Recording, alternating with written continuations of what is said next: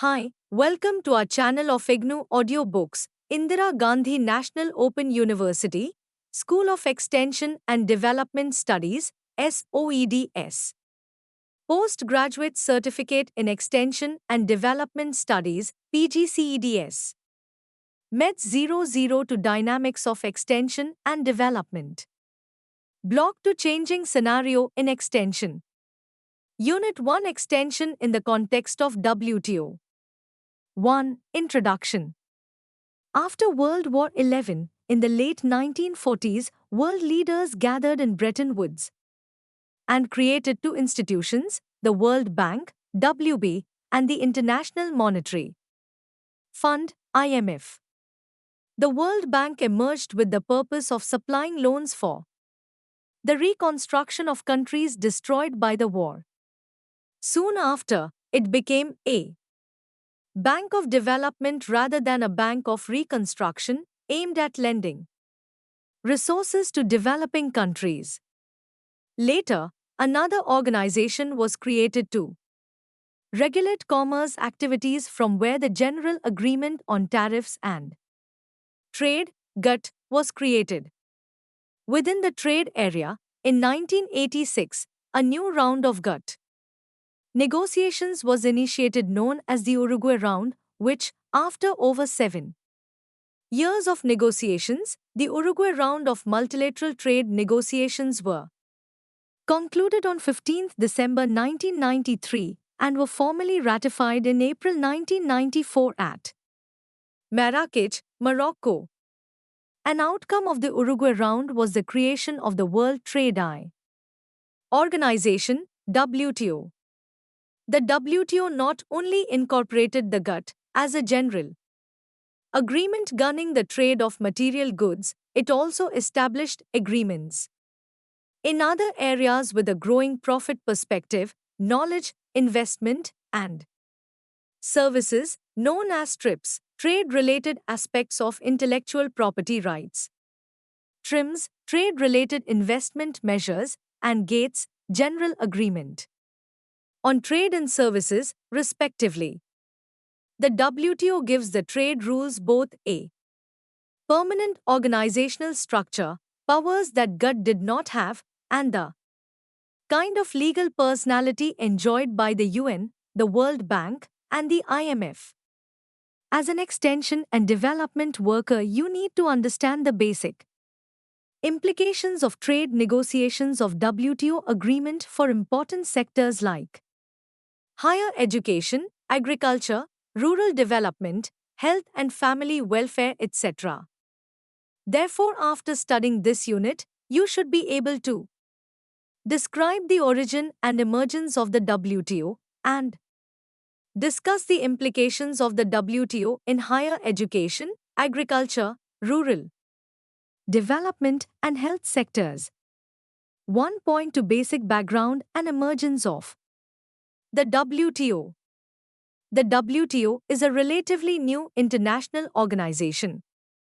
However, it is responsible for a system that is over 50 years old. Established on 1 January 1995, the WTO replaced the General Agreement on Tariffs and Trade, GATT, which dated back to 1948. This was a consequence of a decision taken by governments after 7.5 years of negotiations, the Uruguay Round, which ended in 1994. With the WTO's creation, the rules were expanded to new areas. While the GATT dealt with trade in goods only, the WTO covers trade in services and intellectual property as well. There are also some areas, such as textiles, agriculture, and sanitary and phytosanitary measures, where the WTO goes beyond the GATT by having established specific trade rules. Under the WTO, the procedure for settling trade disputes has also been strengthened. 1.2.1 WTO structure. The WTO's top decision-making body is the Ministerial Conference, which meets at least once every 2 years. The General Council, which is normally attended by and tilde ambassadors and other Geneva-based delegates or capital-based officials who may include health experts, meets several times a year in the Geneva headquarters. The General Council also meets as the Trade Policy Review Body and the Dispute Settlement Body, DSB. Delegates at the day-to-day meetings of the WTO are government representatives of all WTO members and representatives of observer organizations, both during negotiations and in the WTO committee work. Decisions are made by consensus. Voting is possible, but it has never been used in the WTO.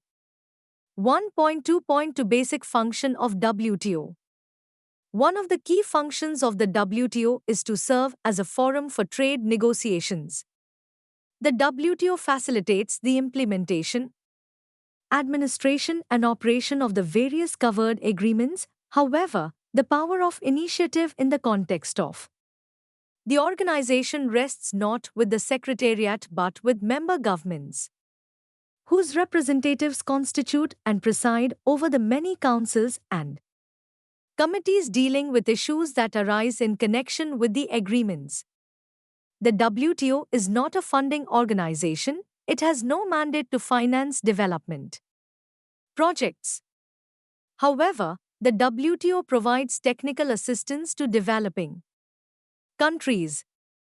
The aim of this assistance is both to assist members in the implementation of WTO agreements and to train officials so that they understand the system and its agreements, know how to administer them, and negotiate more effectively.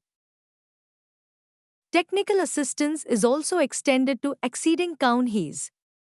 The training is often rather legal and is aimed at providing an understanding of rights and obligations members have under the various agreements. 1.2.3 Principles of the Trading System.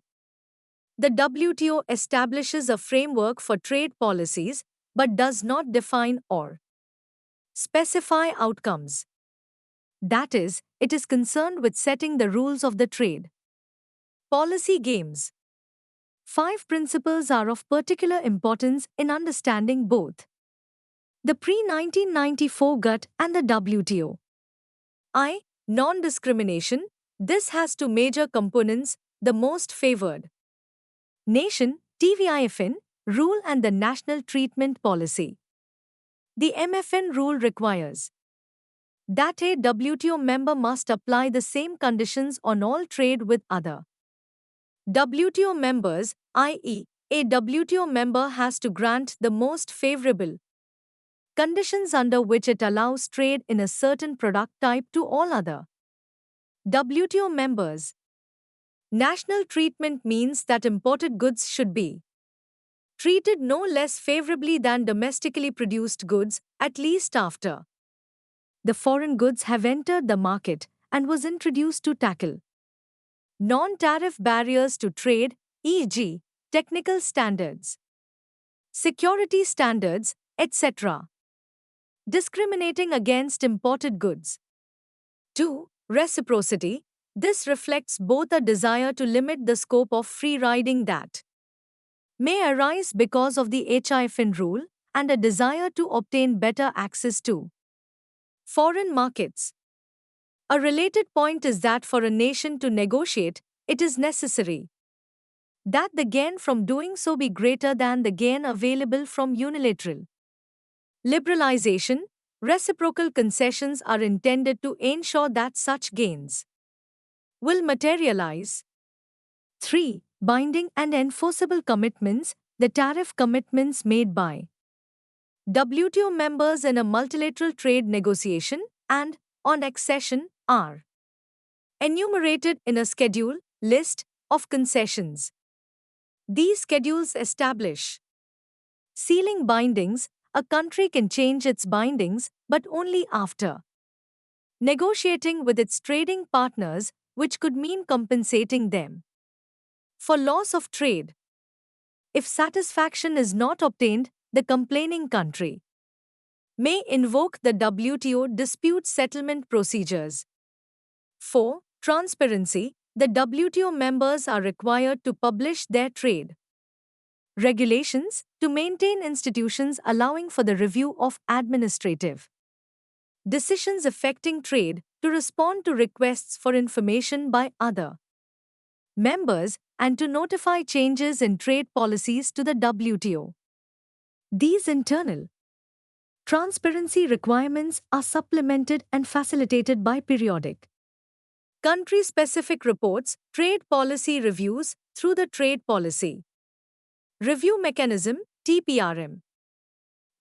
Safety valves. In specific circumstances, governments are able to restrict trade. There are 3 types of provisions in this direction.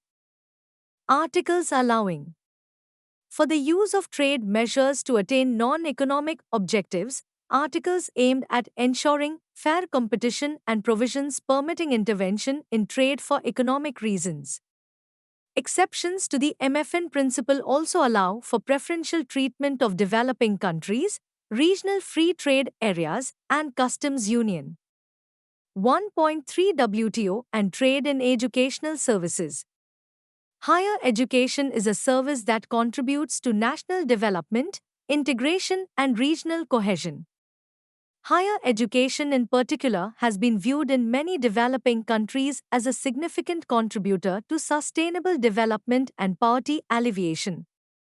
In view of its public mandate, higher education in most countries is regulated by competent bodies. However, higher education is also a service recognized under the gates of the WTO. It is therefore subject to WTO's essential principles of promoting trade liberalization, market access, and equitable treatment to all participants. But very little is known about the consequences of free trade in educational services. Also, it is difficult to define which educational services are strictly commercial and which are public services. The present section, based on paper by Soam et al., 2007, discuss some important implications of GATS to higher education. The 3 significant aspects of GATS agreement are: I. Market access. TT means the degree to which market access is granted to foreign providers in specific sectors. Each country determines limitations on market access for each committed sector. 2. Most favored nation. Most favored nation is a status or level treatment accorded by one state to another in international trade. The term means the country which is the recipient of this treatment must, nominally, receive equal trade advantages as the most favored nation by the country granting such treatment. Trade advantages include low tariffs or high import quotas. In effect, a country that has been accorded MFN status may not be treated less advantageously than any other country with MFN status by the promising country. 3. National treatment. This requires equal treatment for foreign and domestic providers. Once a foreign supplier has been allowed to supply a service in one's country, there should be no discrimination in treatment between the foreign and domestic providers. It is important to note that the NT applies where a country has made specific commitment and exemptions are allowed. 1.3.1 GATS and higher education and analysis. The provisions and obligations under GATS, such as market access (MA) and national treatment (NT), and their implications for higher education are crucial for various developing countries. Rapid advancement of information and communication technology (ICT) and international regulatory arrangements are increasing the scope and utility of service transactions in the global economy. We discussed in the first section that for tapping these opportunities more effectively, the WTO has created an international mechanism through the GATS. Education is one of the services identified in this agreement. Applying the provisions of GATE directly to higher education can have serious implications for the developing countries. This is because higher education has been considered a key public service in these countries for ensuring sustainable development, regional cohesion, and national integration. It is therefore subject to high degree of regulation and control in many countries. At the same time, the developing countries, as key stakeholders in the WTO, also subscribe to its essential principles of liberalization of trade, market access, and equitable treatment as means of accelerated development. GATE covers 12 core service sectors that are further subdivided into 160 subsectors. Education is one of the core sectors, which is categorized into 5 subsectors as per United Nations Central Product Classification (CPC).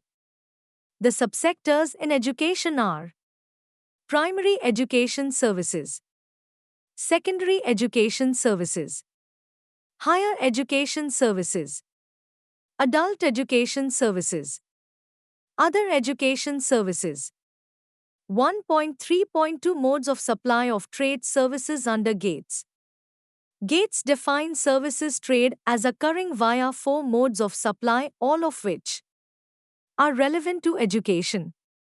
Mode L, ECRO. SS Border delivery, delivery of education services via Internet. Distance education, teleeducation, education testing services.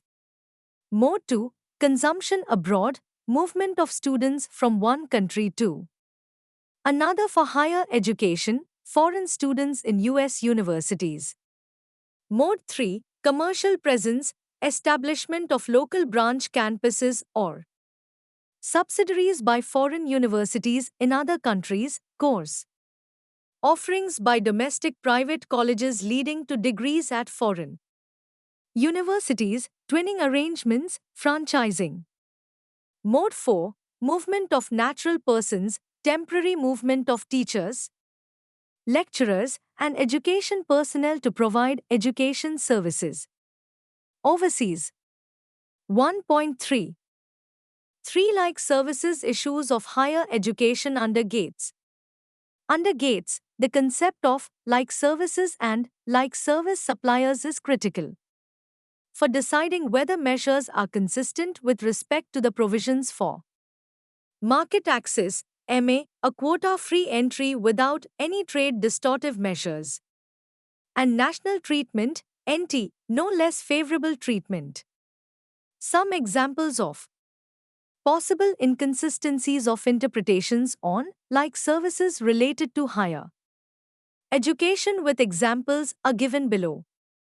I. Training in a foreign country and professional practice in India. A veterinary graduate, including an Indian citizen trained in country A, is denied registration with Veterinary Council of India, VCI, but is registered if trained in country B. This discrimination is a de facto measure because graduates trained in country B may be more suited to Indian needs, and the examination system of country B may be more reliable. This is consistent with GATE provisions because both foreigners and Indian citizens have access to universities in country A and B. Even Indian citizens trained in country A are not registered.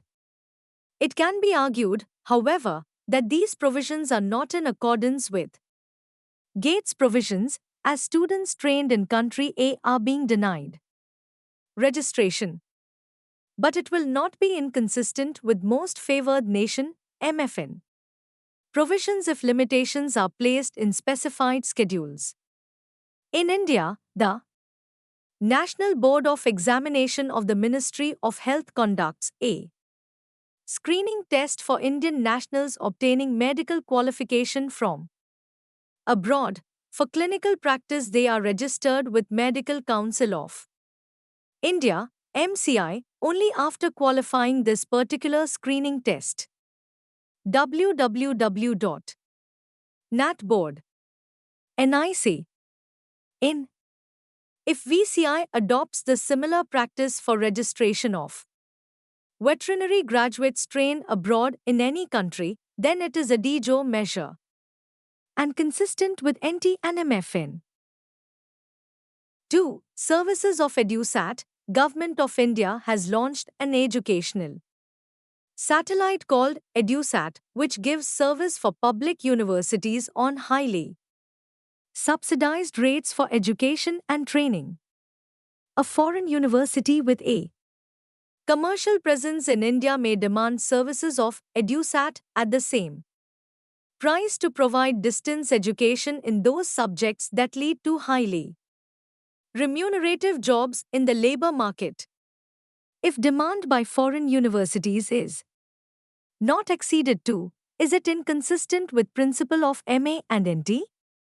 One has to decide whether both are like services or not. 3. Subsidies for private and public universities. Gates does not define subsidies.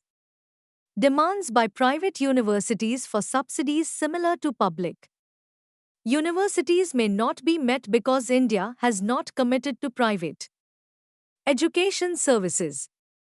Universities which also have private arms must not be treated identical to public universities. Private universities are covered under service tax provisions in India. The issue of applicability of tax provisions to the Indian branches of foreign universities needs clarity. 1.4 Rural Development and WTO Agreement on Agriculture. Dear learner, you are aware that the major objective of rural development is the alleviation of rural poverty and overall development of people in the rural areas. Agriculture plays a critical role in rural development. One of the central non-trade concerns being taken into account by WTO negotiations is rural development and agriculture. This section, based on a paper by Piers and Morrison, 2001 reviews the critical features of the WTO Agreement on Agriculture that may influence policy formulation for rural development. 1.4.1 Rural Development, Poverty and Agriculture. Poverty is largely a rural problem. More than 75% of the world's poor live in rural areas, and a majority of the poor will continue to live in rural areas well into the 21st century. Virtually in all developing countries, the rural poor outnumber the urban poor, often by a factor of 2 or more. Feostat, 2001. IFED, 2001. The rural poor suffer deeper levels of poverty than their urban counterparts and have much more limited access to basic social services such as sanitation, safe water, health services, and primary education. Thus, they suffer disproportionately from hunger, ill health, and illiteracy. Agriculture is the key to alleviating rural poverty. Agriculture employs more than half of the total labor force in developing countries and almost 3/4 in low-income developing countries. Most of the world's extreme poor depend on agriculture for their livelihoods. Agriculture has strong backward and forward linkages to the rural non-farm sector, purchasing inputs such as seeds and implements, supplying raw materials for agro-based industries, and generating demand for local goods and services such as housing, furniture, and clothing. John M. 2001.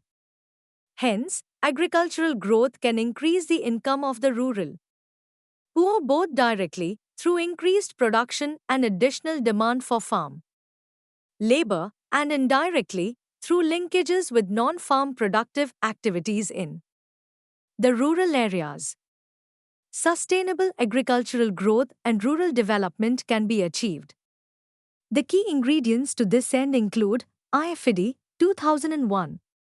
Access or entitlement to assets, e.g., land, water, farm animals, and Technology, access to fair and competitive markets, both domestic and international, for farm products, and the necessary information and physical infrastructure to reach these markets. A. The international agricultural trading environment, the Coherent international trading context for agriculture affects rural development in developing countries in various ways, in particular through market distortions arising most often from subsidized competition from developed countries, market access barriers to the agricultural exports of the developing countries. In addition, attempts to reform international trade in agriculture by disciplining national policies may also constrain governments of developing countries in their efforts to promote agricultural growth, since they limit the types of support policies that may be implemented. The WTO negotiations on agriculture, therefore, are of crucial importance to developing countries in their pursuit of sustainable rural development. Priorities for accelerating rural development, the unfulfilled potential.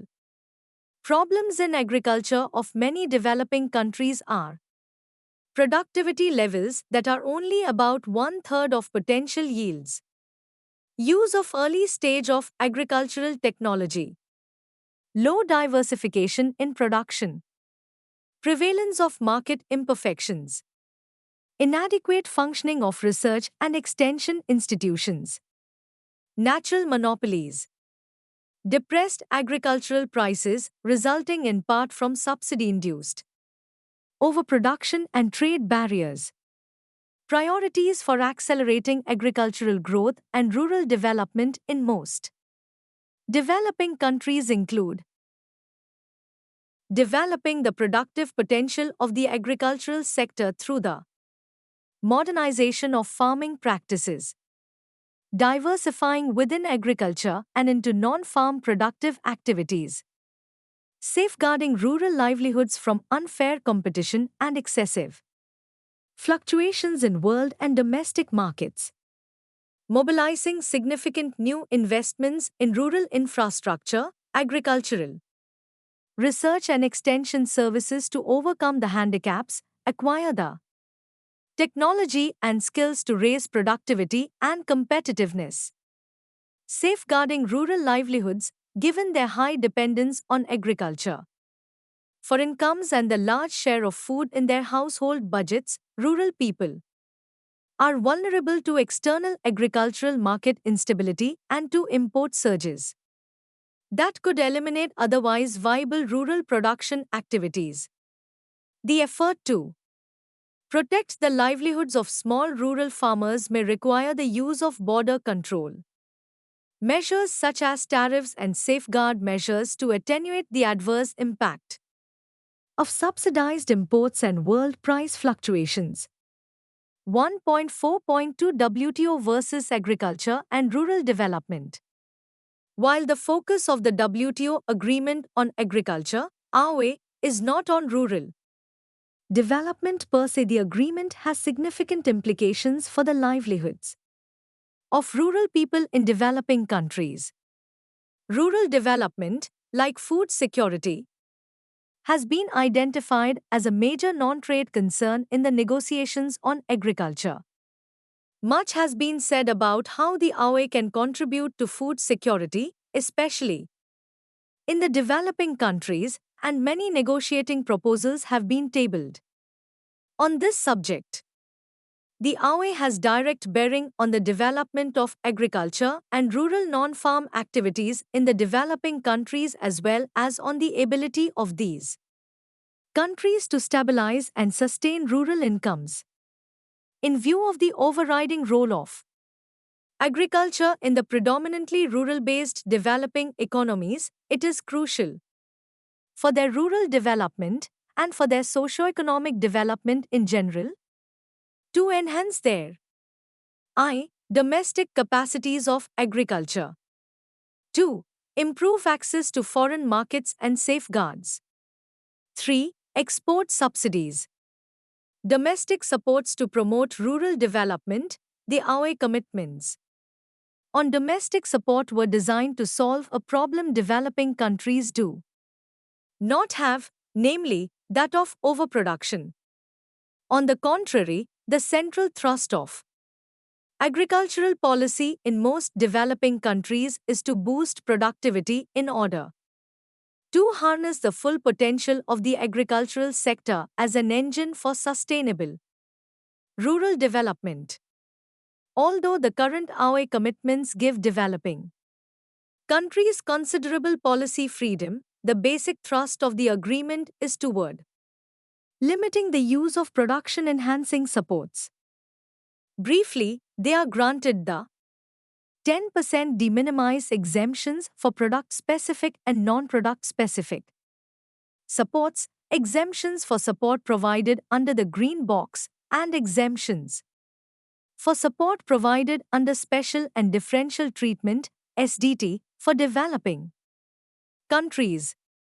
Although these provisions, taken together, constitute a wide range of measures to address the particular nature of agriculture in developing countries, many such countries view them as falling short of what is necessary and as failing to provide the requisite policy flexibility. While most developing countries are not currently constrained by their domestic support commitments, some may find their rural development policy options limited in the future.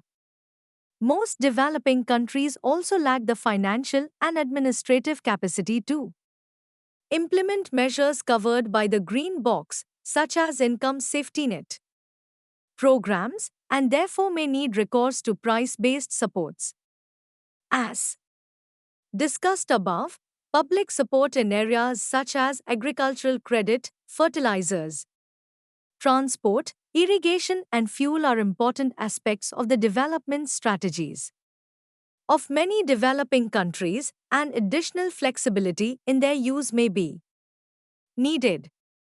Improve access to foreign markets and safeguards at the market access. Provisions of the AOE influence the ability of developing countries to protect their domestic markets from excessive volatility in world market conditions or from subsidized production and exports from other countries. Although price instability on world markets affects all countries, the consequences can be much greater for the rural population in developing countries. Many of their farmers have difficulty in competing with cheaper imported products in their domestic market, in part because of subsidies used abroad and in part because of the underdeveloped character of local production and marketing. To counter the effects of subsidies and excessive price fluctuations, developing countries need access to a simple WTO-compatible safeguard or contingency measure. A moderate level of border protection may also be desirable for countries that are attempting to develop the full capacity of their agricultural sector, including the agro-processing industry, notably for certain countries where anomalies in the tariff structure have left some basic food commodities and potentially competitive processed products with very low bound tariffs. For such countries, it may be desirable to allow some rebalancing of their bound tariffs. If developing countries are to use agricultural exports as a means of supporting agricultural growth and rural development, they need transparent and reliable access to the markets of developed countries and higher income developing countries. Export subsidies. Export subsidies constitute unfair competition with producers in countries that do not provide such subsidies. They depress prices in the recipient country and in world markets and displace the produce of more efficient producers. Other forms of export competition, such as export credit subsidies and food aid abuse, can have similarly negative impacts on producers in recipient countries and other potential suppliers. All forms of export competition should be disciplined. This does not negate the important role that genuine food aid can play in recipient countries, particularly in net food importing developing countries and least developed countries suffering from recurrent food production deficits and other emergencies. 1.5 Health and Social Services under WTO. International trade in health services is growing in many areas. Health professionals are moving to other countries, whether on a temporary or permanent basis, usually in search of higher wages and better working conditions. There have also been notable increases in foreign investment by hospital operators and health insurance companies in search of new markets. In addition, more and more countries are seeking to attract health consumers from other countries. Depending on appropriate regulatory conditions, trade liberalization can contribute to enhancing quality and efficiency of supplies and increasing foreign exchange earnings.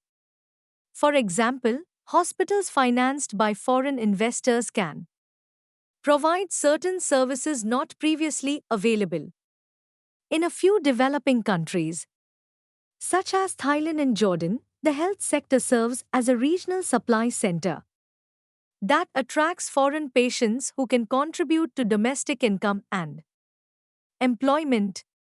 Some developing countries, notably Cuba, India, and the Philippines, export their doctors and nurses, producing foreign exchange remittances and filling supply gaps in host countries. However, not all countries may be well positioned to turn these gains into health benefits for the majority of people. Trade in health services, in some cases, has exacerbated existing problems of access and equity of health services and financing, especially for poor people in developing countries. For example, an increase in the brain drain of health professionals leaving low-income countries to work in higher-income countries can worsen health personnel shortages in developing countries. There are also fears that the benefits of opening markets will be concentrated among the wealthy. Such problems could be addressed through appropriate regulation. Gates leaves countries the flexibility to manage trade and services in ways that are consistent with their national health policy objectives. It is even possible under Gates to impose additional or more rigid requirements on foreign services providers. Trade liberalization heightens the need for effective regulatory frameworks to ensure that private sector activity in the health system generates the expected benefits, while regulatory strategies could be used to reduce unwanted developments. Enforcement capacity may be weak in some countries. Health and social services includes hospital services, i.e., health services delivered under the supervision of doctors, other health services, i.e., ambulance services, and residential health facilities, social services, and other health and social services. It does not include medical and dental services, veterinary services, and the services provided by nurses, midwives, etc., which are grouped separately under professional services. 1.5.1 Current commitments, exemptions, and negotiations. Health services are one of the least committed sectors. Less than 50 WTO members, the EC27 counting as one, have undertaken commit till the ends in one of the four health services subsectors. Most of the commitments concern hospital services. The level of commitments in relevant health-related professional services is in the same range. With the development of telemedicine, medical services provided via Telecommunications, cross-border supply of services, Mode 1, is of increasing importance. Nevertheless, there are fewer commitments for Mode 1 than for any other mode. Some countries view the treatment of foreign patients entering their territory, Mode 2, as offering interesting opportunities for economic development. As in other sectors, Mode 2 commitments tend to be rather liberal as most governments have limited ability to prevent consumers from seeking medical treatment abroad.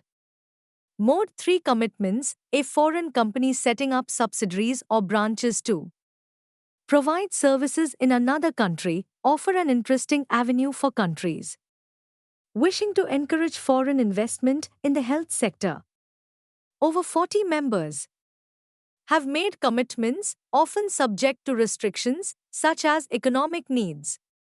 Tests, a test using economic criteria to decide whether the entry into the market of a foreign firm is warranted on economic grounds, and limitations on the share of foreign capital. Overall, Mode 4 commitments, movement of natural persons, remain limited in scope in this as well as in 11 other service sectors. Only one exemption to Most Favored Nation, MFN, treatment, i.e., non-discrimination, has been taken in extension this sector. Health and social services have attracted very limited attention in the services negotiations, which began in January 2000. It is the only major sector where no negotiating proposal and no collective request have been tabled. In the special session of the Council for Trade and Services, some members have identified the removal of limitations relating to non-portability of insurance schemes under Modes 1 and 2 as objectives for the market access negotiations in this sector. 1.6 Summary.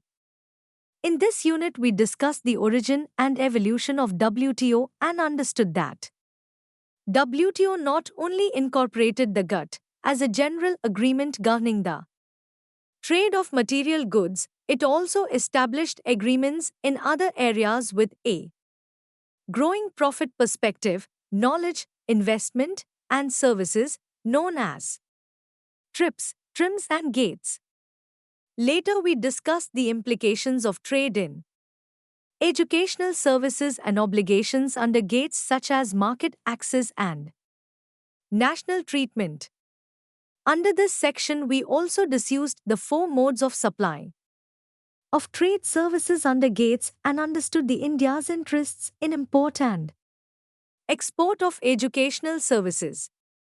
Soon after, in the next section, the critical features of the WTO agreement on agriculture that may influence policy formulation for rural development were delineated. In the last section we discussed briefly the health and social services under WTO. Thank you for watching. We will see you